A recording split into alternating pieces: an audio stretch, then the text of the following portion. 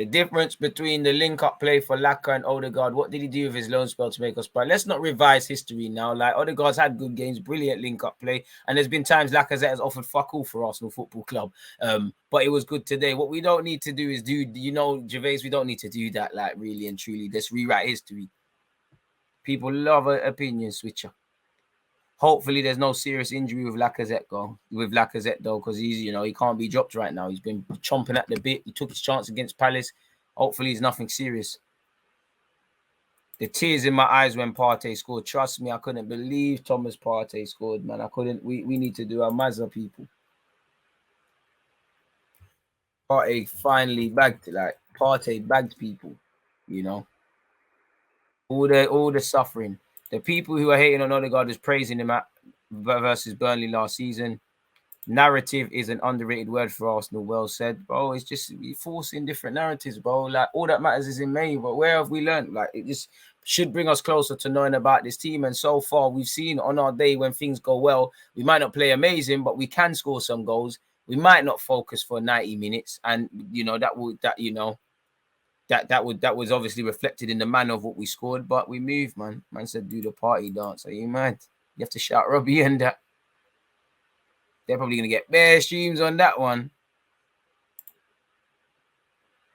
If Arsenal wins, the opposition must have been bad. I can't lie, 9 times out of 10, they have been bad. But again, that's nothing to do with us. We can't account for that, really and truly. It's got nothing to do with us. People literally love to hate and to find someone to scapegoat. They do. Tavares was instrumental, though. We are not getting that win without him. I am from Paraguay. Arsenal forever. Very good win. Finally, a good performance. We did have one against Spurs. If Arsenal wins, the opposition must have been bad. I already said that. Anybody have any ideas who we should go for in January? Odegaard is quality. People too quick to change their minds. But he's just been shit in the last 2 games. Like, that's just it, man. This is why I love this guy. The narrative is, the realness is uncanny. I appreciate that. We just got to call it a spade. People fail to understand 38 games. Certain people are going to be more consistent than others. Certain systems are going to work than others. Other guys are going to, 1 minute you're the villain, then you're the hero. Really and truly. Aubameyang, I'm not saying everybody's saying he's back, but he was no one. He was someone to cast off and things like that. People have even, how many times have people flipped the narrative with Lacazette now? He finished last season strongly and he's picked up where he's left off, but people have done that over Pepe. Pepe was out of it in the first half of last season. And then the second half, he's saving everybody's bacon. So again, narratives change all the time. Tomiyasu, 1 minute he's the best in the league, then he's finished.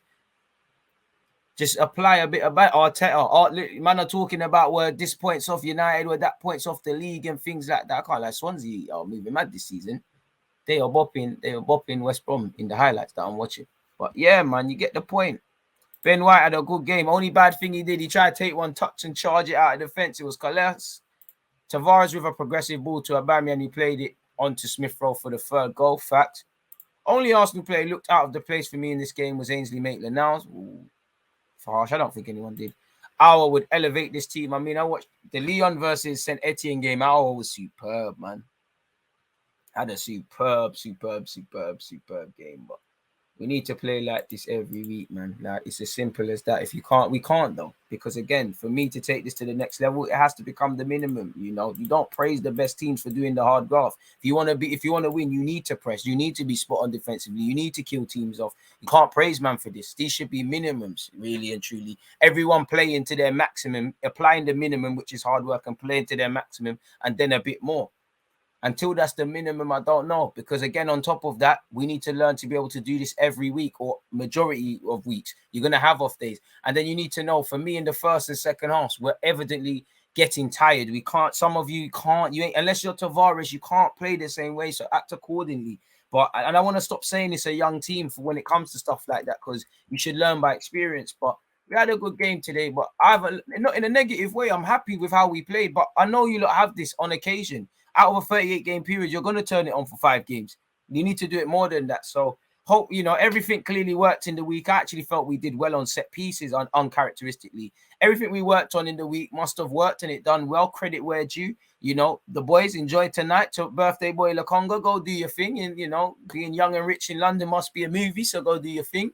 Go have your little recovery session on on Saturday, you know, and I'm sure when it comes to Sunday, got back to going towards Leeds. And what, you got 2 games next week, Leeds and Leicester, forgive me, and Leicester look like they're finding their form. So again, learn your lessons. You know, you shut up. Obviously, the clean sheet don't reflect it, but it's 2 substitutes for Villa that make the game. You shut up Watkins and Ings. You didn't quite do that. You know, poor finishing from Mupé against Brighton. I wouldn't say you kept him quiet despite the scoreline. You know, Crystal Palace scored. You didn't learn your lessons against Benteke. You know, we let Benteke get off for the season. We let Ramsey get off for the season here. Good player. So it's not all perfect, but we go marching on really and truly. You know, again, still chasing that, playing well for the whole 90, but this game was near enough it, give or take this or Spurs. I do think there was elements where we played better in this game than the Spurs one, because obviously Villa looked less in it. There was times in the first half Spurs were in it. And obviously the magnitude of that game, I'm going to give it towards that. But this is, I don't know. And a part of me feels that's our best game this season. A part of me also feels this was probably our best game this season. But fundamentally, the similarities are we've allowed way too many openings into games. And you look at the last games we've played now, the 2 draws, and obviously this win in our last 3, we have presented opportunities to teams. And if I'm Villa, I'm sitting there.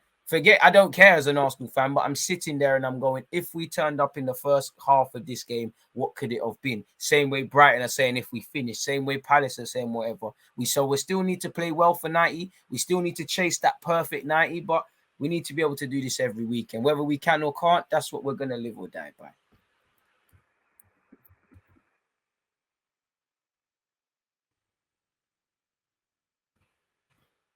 It is what it is in that regards, folks. Like really, like we're gonna live or die by this. So hopefully, you know, we keep going on, but it is what it is, man. This team is 2 years away. I don't know, man. It could be as short as long as they want to make it, man, because we love half-finished projects. You know, you get the striker, you ain't got the 10. You have the 10, you don't have the striker. You have the creative number 8, you ain't got the pivot man in the 6. You've got 1 centre-half, you ain't got 2. You got 2 centre-halves, you ain't got no fullbacks. You got a left back, you ain't got a right back. You got right back, you got no goalie. That's what we love doing. We love all of that sort of stuff. So until we pattern that, myth.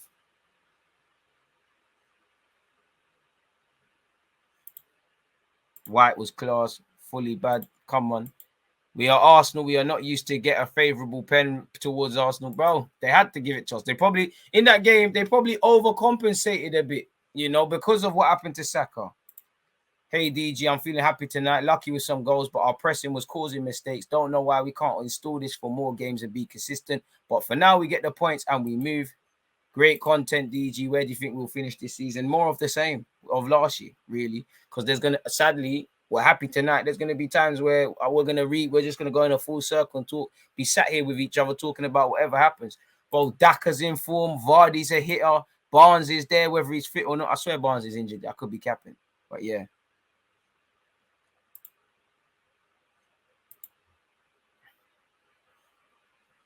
I mean, Smith Rowe said he wants to stay at Arsenal forever, so yeah, man. I mean, based on that game, it should be if Tini's fit, Tini should be playing against Leeds. But I suspect Tavares gets his minutes now. He plays against Leeds. It's normal service resume for Tini.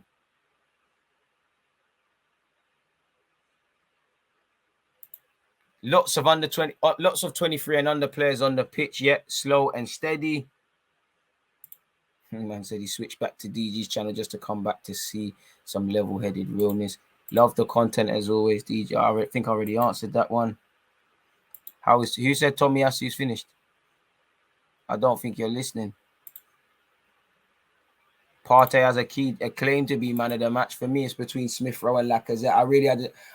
Personally, for me, it'll be Lacazette, but I'll give it Smith Rowe. I mean, I can't argue with the goal and assist, but I just feel Lacazette, he won the pen, but he's a lot of dirty work. He never stopped pressing. He set it from the start, and I think he showed what happens. Listen, there's games where Lacazette's played and he's done nothing, but he shows what happens when you've got a physical threat, when you press well, when you've got a link up, man. I think he dropped into midfield well. I just think these are the sort of performances I like from Lacazette. And obviously in 5, 6, 7 months, I'm not going to be able to sit here and remember, he was, I remember that we won against Villa, but Lacazette's pressing and this and that. I think this is why for me, once Lacazette moves in the summer, you have to replace him and get a number 2 striker or someone in the squad that can be a striker and do these things in game to game. Like I always say, it's a 38 game calendar, people. You need to be able to have them sort of man that can do that. There's different games. This season, we've seen games where Aubameyang has thrived through the middle, where Odegaard and Smith-Rowe have done it by themselves, where either one is just needed, where you might need a Lokonga and Partey, or Xhaka has been the guy. You know, everyone's a villain or hero every week according to the result. We just need different options and quality options at that. Good reaction from Lokonga and Partey as well after 2 very tough weeks against 2 more informed sides. Really, if we keep balanced, this team it's not been the quite Aston Villa. They, you know, it's 3 games on the spin now for them. They lost the last 2 prior to this. So it is where that's concerned. Where's my remote? It's on the other side. Black highlights in front of me and that.